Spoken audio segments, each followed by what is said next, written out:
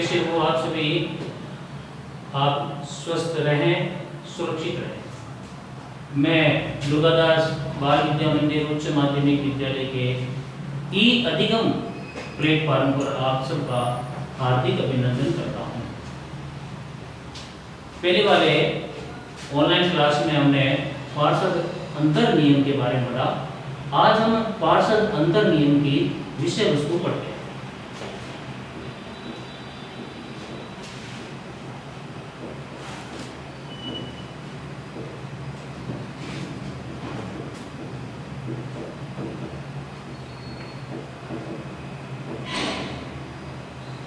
पार्षद अंतर नियम की विषय वस्तु। पार्षद अंतर नियम में किन किन नियमों का उल्लेख होता है, वर्णन होता है, इसके अंदर क्या क्या विषय सामग्री होती है, किन किन बातों की जानकारी होती है, कंपनी के आंतरिक नियम कौन कौन से होते हैं, वो सब इसकी विषय वस्तु कहलाती है। तो सबसे पहला कंपनी का नाम और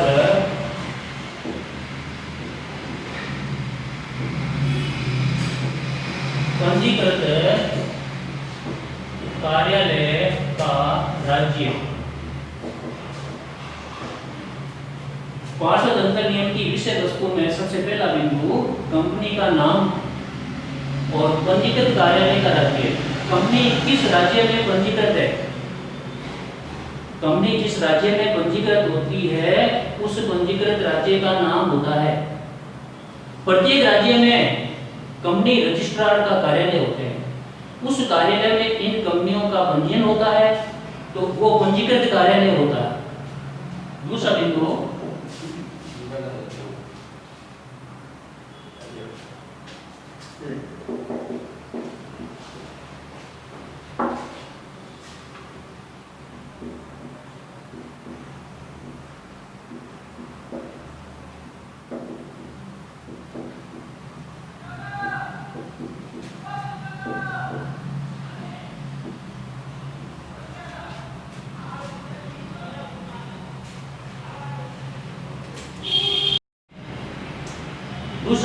प्रारंभिक अनुबंधों की स्वीकृति। कंपनी का जब निर्माण किया जाता है तो कंपनी प्रारंभिक अनुबंध करती है। अनेकों व्यक्तियों के साथ में अनुबंध किए जाते हैं। उस अनुबंध की स्वीकृति अनिवार्य है। स्वीकृति में किन किन लोगों ने स्वीकृति दी, ये अंतर नियम में लिखना पड़ता है। स्वीकृति पर हस्ताक्षर करने पड़ते हैं। वो सभी प्रारंभिक अनुबंध होते हैं और ये अनुबंधों की स्वीकृति का प्रमाण पत्र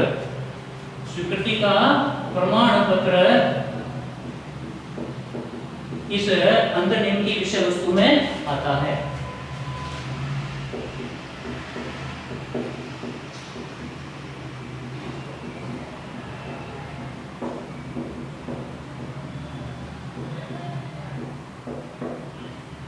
तीसरा बिंदु अंश पूंजी और अंशों की संख्या और अंशों का मूल्य।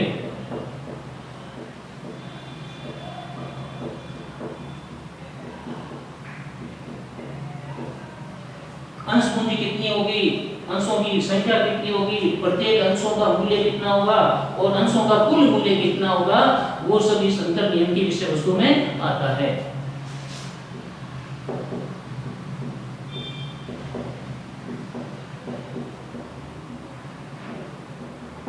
पूर्वाधिकार अंशों का निर्गमन। अंश दो प्रकार के होते हैं, समता अंश और पूर्वाधिकार अंश। पूर्वाधिकार अंशों का निर्गमन के जो नियम होते हैं वो इस विषय वस्तु में होते हैं। पूर्वाधिकार अंशों की मात्रा, अंशों का मूल्य है, वो सब इसकी जानकारी लिखी रहती है।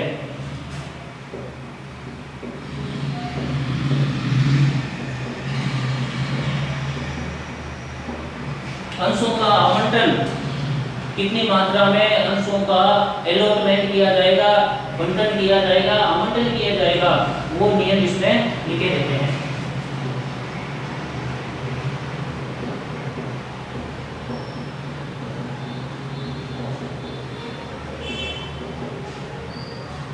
अंशों का ग्रहणाधिकार, ग्रहण करने का अधिकार, अंशों को ग्रहण करने का अधिकार किसके पास होगा? यदि अंशधारी पूरा मूल्य का भुगतान कर देते हैं तो अंशों का ग्रहण अधिकार अंशधारी के पास आ जाता है। यदि अंशधारी अंशों का पूरा मूल्य नहीं चुका पाते तब तक कंपनी के पास में अंशों का ग्रहण अधिकार रहता है।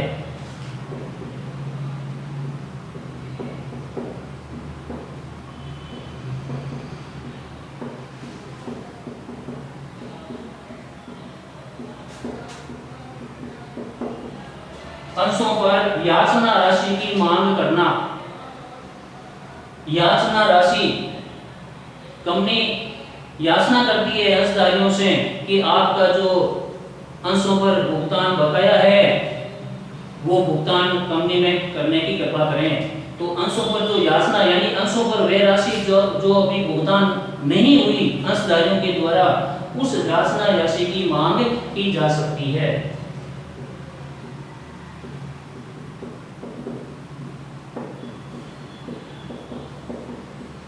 अंशों का हस्तांतरण करना। अंशों का हस्तांतरण करना, अंशधारी के द्वारा अंशों का मूल्य पूरा भुगतान कर देते हैं, उसके बाद कंपनी अंशों का हस्तांतरण कर देती है। हस्तांतरण करने के बाद में उसको प्रमाण पत्र जारी किया जाता है।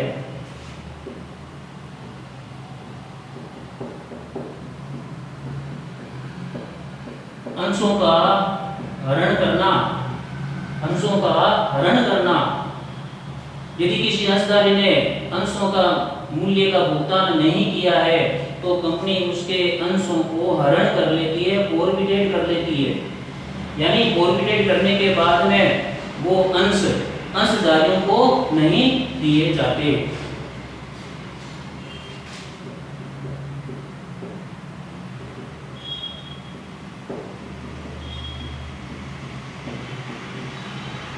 पूंजी में परिवर्तन। कंपनी की जो पूंजी होती है, समता पूंजी और ऋण पूंजी, उसमें कितना परिवर्तन करना है, ऋण की कितनी मात्रा होगी, समता पूंजी की कितनी मात्रा होगी, उसमें परिवर्तन इस अंतर नियम की विषय वस्तु में आता है।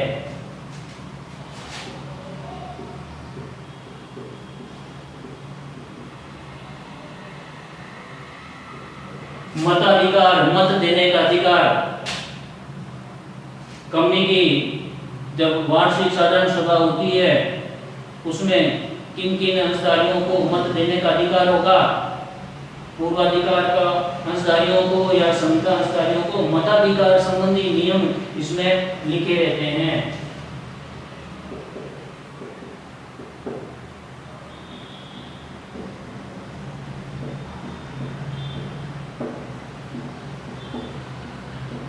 लाभांश और संचय कोष। लाभांश लाभ की वह मात्रा है जो अंशधारियों में बांटी जाती है। लाभ का कुछ हिस्सा संचित कर लिया जाता है और एक फंड यानी कोष बना लिया जाता है, उसको संचय कोष कहते हैं।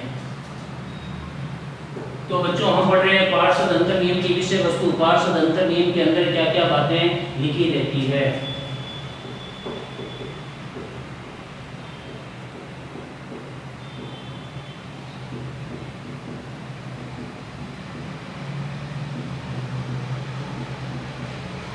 सामान्य सभा या साधारण सभा, वर्ष में एक बार कंपनी की ये सभा होती है और सभी अंशधारियों को सूचना दी जाती है कि आप इस साधारण सभा में उपस्थित हो रहे हैं। ये कंपनी की सामान्य सभा या साधारण सभा कहलाती है।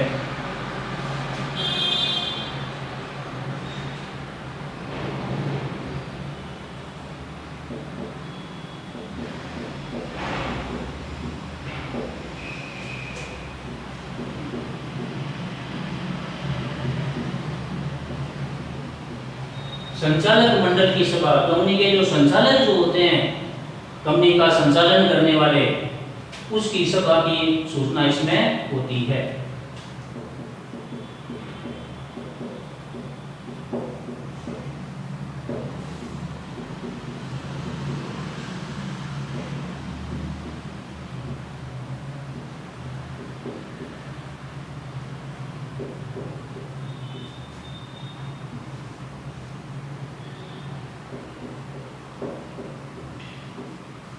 संचालकों को पारिश्रम या वेतन कितना देय होगा, इनके नियम पार्षद अंतर नियम की विषय वस्तु में होती है।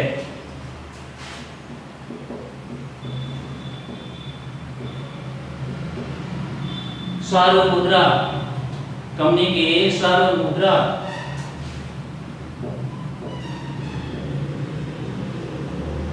कॉमन सील, या हम इसको कह सकते हैं कि ये कंपनी की एक छाप होती है, मुद्रा होती है, स्टाम्प होता है। सार्वभौम मुद्रा का अधिकतर जो आकार होता है वो गोल होता है, उस गोल आकार के बीच में कंपनी का नाम और रजिस्ट्रेशन संख्या लिखी रहती है, ये सार्वभौम मुद्रा होती है। प्रत्येक जो कार्य होते हैं कंपनी के, उन प्रत्येक कार्य पर सार्वभौम मुद्रा अंकित होना आवश्यक है।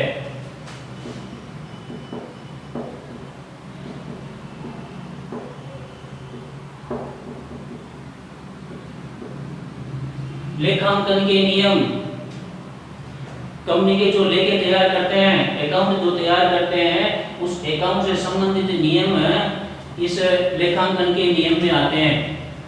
कंपनी के आंतरिक कार्य में ही लेखा होगा या कंपनी के बाहरी कार्यों में लेखा होगा। कंपनी जो लेखे तैयार करती है वो लेखे बाहरी लोगों से करवाए जाएंगे या आंतरिक लोगों के द्वारा करवाए जाएंगे, इसके नियम लेखांकन में नियम में आते हैं।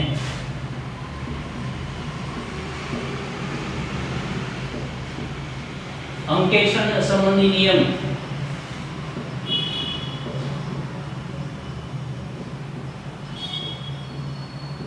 अंकेक्षण संबंधी नियम, ऑडिट,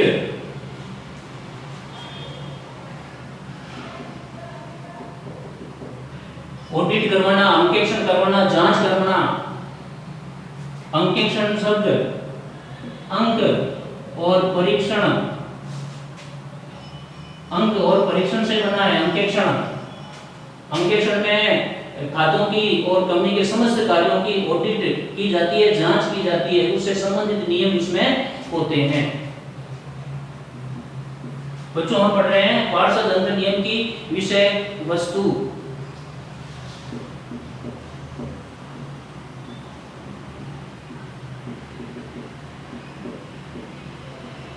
समापन के नियम, कंपनी का समापन अधिनियम 2013 के अनुसार किया जाएगा। जिस तरह इसका निर्माण अधिनियम के द्वारा होता है, तो समापन भी अधिनियम के द्वारा होगा। समापन में कंपनी के समस्त जो दायित्व होते हैं उनका भुगतान उसको करना पड़ता है।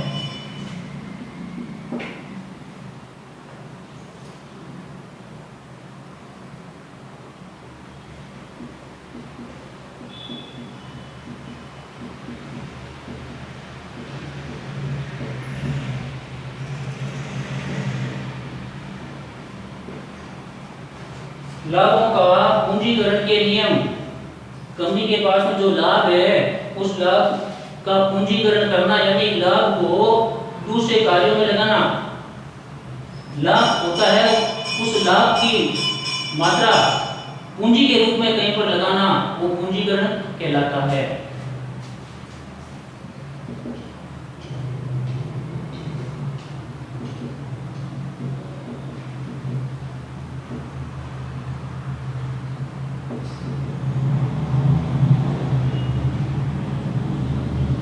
अभिदाताओं के हस्ताक्षर, पार्षद अंतर नियम में अभिदाताओं के हस्ताक्षर होते हैं, उस हस्ताक्षर को प्रमाणित करवाना पड़ता है।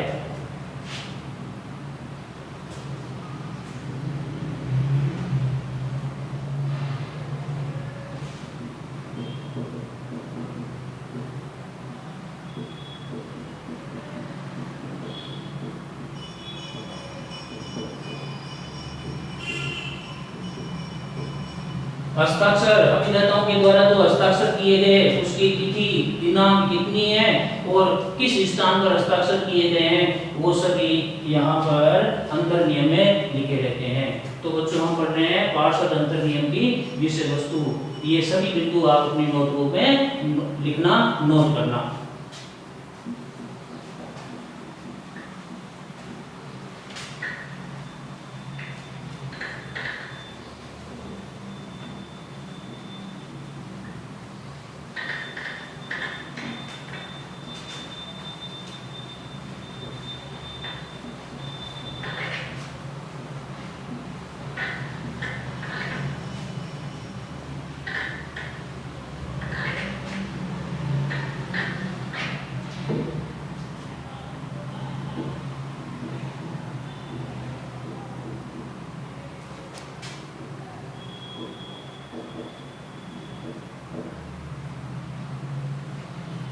पार्षद अंतर नियम में परिवर्तन की प्रक्रिया, पार्षद अंतर नियम में परिवर्तन किस प्रकार किया जाता है, परिवर्तन की प्रक्रिया के नियम क्या है।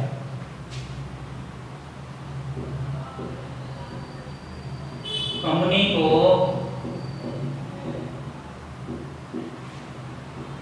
पार्षद अंतर नियम में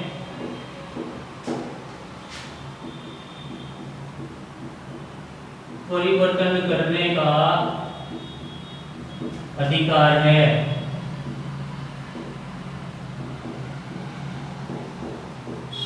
कंपनी को पार्षद अंतर नियम में परिवर्तन करने का अधिकार है और परिवर्तन विशेष प्रस्ताव पारित करके कंपनी विशेष प्रस्ताव पारित करके कंपनी विशेष प्रस्ताव पारित करके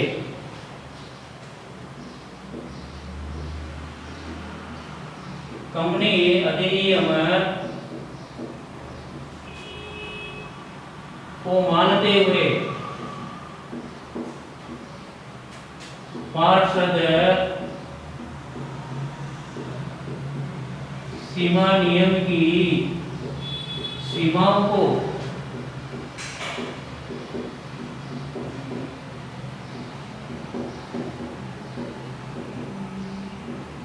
ध्यान में रखते हुए परिवर्तन कर सकती है।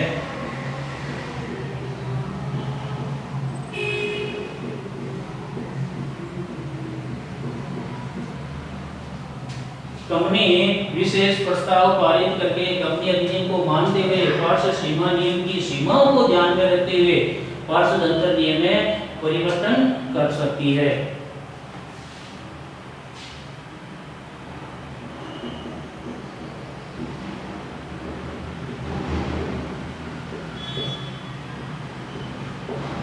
पार्षद अंतर नियम में परिवर्तन वैधानिक हो,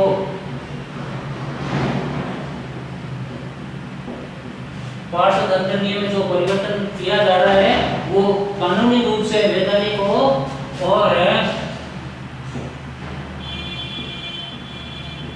कंपनी के हित में होना चाहिए।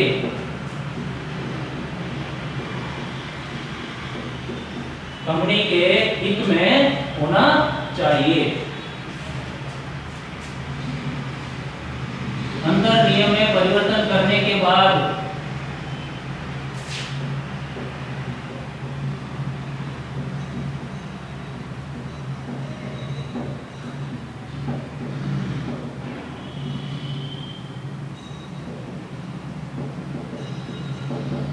रजिस्ट्रार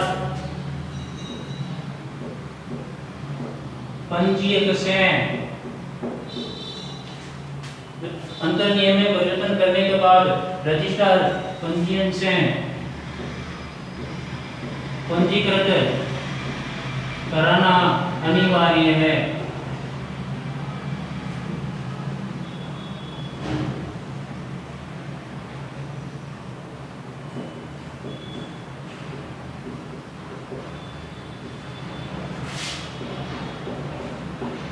यदि पंजीयक से पंजीयन नहीं करवाते हैं तो ये परिवर्तन अवैध कहलाता है। तो बच्चों आप स्वस्थ रहें, सुरक्षित रहें, अपने स्वास्थ्य का ध्यान रखें। धन्यवाद।